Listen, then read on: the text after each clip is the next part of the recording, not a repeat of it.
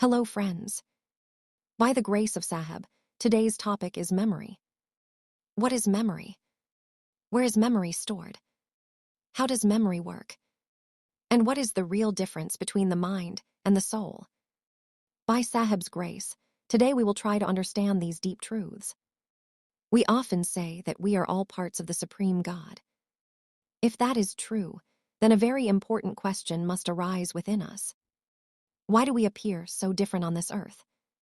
Why are there different groups, different mentalities, different behaviors, and different levels of understanding?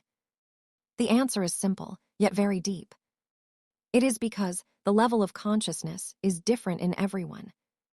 Those who have already listened to the discourse on consciousness will understand this more clearly. Consciousness does not function equally in all beings, and the level of consciousness depends upon memory. The more memory a being carries, the more complex its consciousness becomes. As memory expands, awareness expands. As awareness expands, individuality appears stronger. Now understand this very carefully.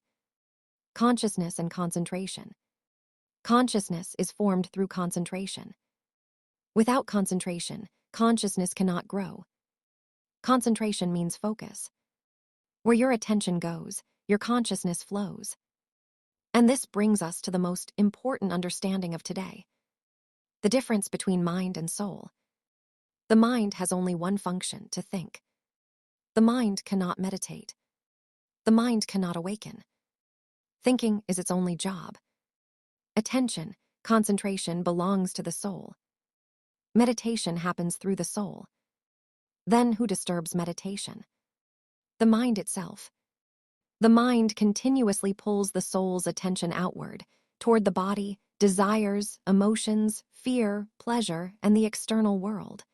Because of this distraction, the soul forgets its true nature. This is how the soul comes under the control of the mind. The game of memory. Now let us understand memory. The mind stores karmic records from countless lifetimes. This mind exists in a subtle form, not just in the brain. When the soul leaves the physical body, the brain is left behind, but memory does not disappear. So a question arises. If the brain is gone, how does the soul remember? How does it decide the next birth? This process is often called judgment. Many religions speak about judgment, heaven, and hell, but they do not explain the mechanism fully. The truth is, judgment is nothing but the interaction between the soul and the mind. The mind presents the stored memories and karmas to the soul and says, "You did this. You desired this. These actions belong to you." The soul, having forgotten that it is part of the Supreme, accepts this illusion and believes, "I am the doer. I am responsible. I must suffer or enjoy." And because of this belief, the soul enters another birth. Who really decides birth? Most people believe that God decides our birth. But this is incomplete knowledge. The deeper truth is, birth is decided by the soul itself, while it is trapped in the illusion of the mind. As long as the soul remains within the boundary of the mind, it must follow the law of karma created by memory. The mind places before the soul the karmas of many lifetimes. Seeing this, the soul feels, "I have done these actions, I must experience them." Because of this belief, the soul reduces its own consciousness. According to that reduced consciousness, the soul creates its form, chooses its body, enters a specific environment. This is how birth happens. God does not punish. The soul chooses, under illusion. Why do different bodies exist? Look at this earth. You will see humans, animals, birds, insects, plants, trees, and vegetation. All are alive. Why so many forms? Because consciousness operates at different levels. Life itself is the presence of the soul. That is why emotions exist everywhere: desire, anger, attachment, ego. The mind sends vibrations according to stored memory, and beings act accordingly. Unconscious beings act blindly under the mind. But conscious beings reject wrong thoughts and choose right action. That is why saints, yogis, and sages across traditions practiced meditation to calm the mind and awaken the soul. Why some spiritual paths avoid harming animals. This understanding also explains why, in some spiritual practices, harming animals is considered a sin. Animals have emotions. They have life. They are born from the womb and experience pain. Wherever there is life, the soul is present, as a part of the Supreme, functioning at a different level of consciousness. That is why some traditions follow vegetarian practices. Now some people argue. Plants also have life. Yes, everything in existence has life, but consciousness expresses itself differently. In many spiritual paths, consuming a being that is born through the womb is considered sinful, because the level of pain and emotional suffering is far greater. Even from a scientific perspective, animals experience intense fear, stress, and pain.